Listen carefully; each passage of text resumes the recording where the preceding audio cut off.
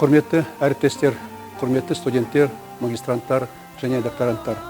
Мен өз атымнан және Дулати университеті ректоратынан барлықтарыңызды үлкен ұлы мерекеміз тәуелсіздік күнімен шын жүректен құттықтаймын. Осыдан 4 жыл бұрын өздеріңіздің естеріңізде болса, тәуелсіздік мерекесінің 25 жылдығына орай біз осы залды ашып, тәуелсіздік зал деп атағанбыз. 25 жылдың 25 жұлдызды сәті. Мінекей осы тәуелсіздік залында біз ширек ғасырда біздің елімізде болған үлкен тарихи оқиғаларды көрсеттік.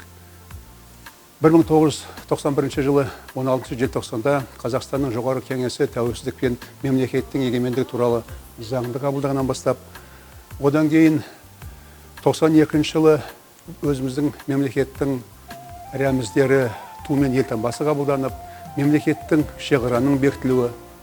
Сонымен қатар 93 жылы елбасының жарлығымен ұлттық валютамыз теңгенің өмірге келгені, болашақ бағдарламасын өмірге келіп, біздің дарынды жастарымызды дамыған мемлекеттердің іргелі оқу орындарына сапалы білім алуға жібергеніміз.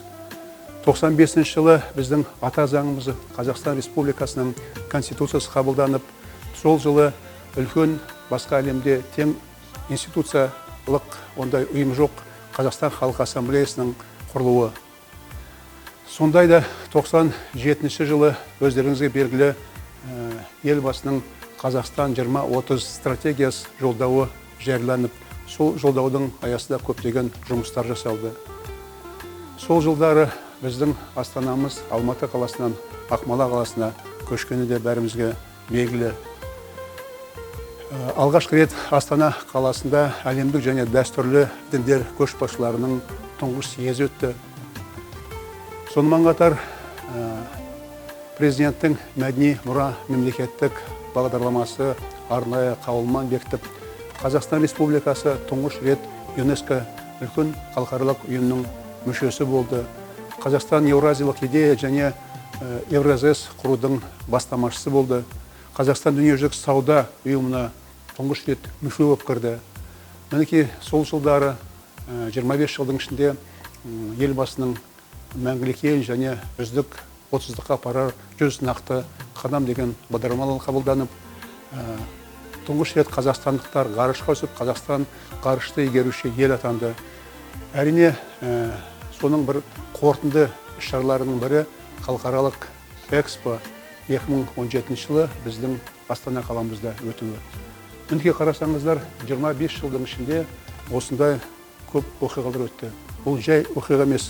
Бұлай қарасаңыздар, осы оқиғалардың әрқайсысы, әр қазақстандыққа, олардың отбасына тарихи мәні, тағдырлы мағынасы бар оқиға деп атауға болады. Сондықтан да біз осы оқиғаларды 25 жылдың 25 жұлдызды сәті деп атап отырмыз. Құдай қаласа, бір жылдан кейін біз тәуелсіздігіміздің 30 жылдық мерекесін атап өтеміз. Аман болсақ, осы тәуелсіздік залын біз толықтырып, 30 жылдың 30 жеңіс деп атаймыз деп жоспарлап отырмыз. Өкінішке қарай, биылғы жылы тәуелсіздік мерекесі барлық әлемді әбігерге салған пандемия жағдайында өтіп жатыр. Шын айтатын болсақ, пандемия кезінде қоғамда болып жатқан көп мәселелерге біздің көзқарасымыз өзгерді. Тәуелсіздіктің арқасында алған жалпы адамзаттылық құндылықтарды біз қайта ерекше бағалап түсінетін болдық. Біздің менталитетіміз, психологиямыз, сана сезіміміз өзгерді. Елбасы айтқандай, әр адамның өзіне сенімдік білдіру, өзіне сенуі ол үлкен күш. Соның арқасында біздің бойымызға қажырлық, денемізге қуат, жүрегімізге сенім ұялайды. Сабырлық, тәртіп, ынтымақтастық, ауызбіршілік, бірліктің негізінде осы індетті де біз жеңеміз деп толық сенеміз. Бүгін біздің университетте барлық академиялық топтарда қысқы сессия басталды. Әрине, биылғы қысқы сессиямыз басқа форматта қашықтан ұйымдастырып жатырмыз. Сессияның ұйымдастыру және өткізу тәртібі университеттің академиялық саясатына өзгерістер мен қосымшалар арқылы көрсетілді. Біздің студенттеріміз тест емтихандарын Платон және Сириус бағдарламалар арқылы, ал жазбаша емтихандарды Google Classroom платформасы арқылы тапсырып жатыр. Мен өз атымнан барлық студенттерімізге емтихандарын жақсы тапсырып, үлкен сәттілік тілеймін.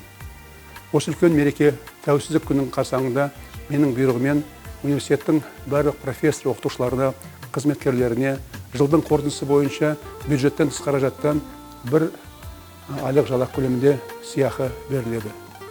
Барлықтарыңызды мен осы мерекемен тағы да құттықтаймын. Алдымызда келе жатқан үлкен жаңа жыл, үлкен саяси науқаннан бастағалы отыр. Барлықтарыңызға жақсы мәлім, 10 қаңтар күні мәжіліс және мәслихаттарға сайлау өтеді. Мен барлықтарыңызға үлкен өтініш жасаймын. Сол күні өздеріңіз, отбасыларыңыздағы жақындарыңыз, туған туысқандарыңыз, таныстарыңызбен бірге сайлау учаскелеріне барып дауыс беріңіздер. Себебі бұл жай дауыс беру емес, бұл Қазақстанның болашағына, еліміздің келешегіне, біздің егемендігіміздің өркеп дамуына берген дауыс деп қабылдаңыздар. Мен тағы да барлықтарыңызды осы үлкен мерекемен құттықтап, отбасыларыңызға амандық, денлеріңізге саулық тілеймін. Тәуелсіздігіміз тұғырлы, мемлекеттігіміз ғұмырлы болсын. Мерекелеріңіз құтты болсын, құрметті әріптестер, құрметті университет жастары. Көк тудың желбірегені жаныма қуат береді.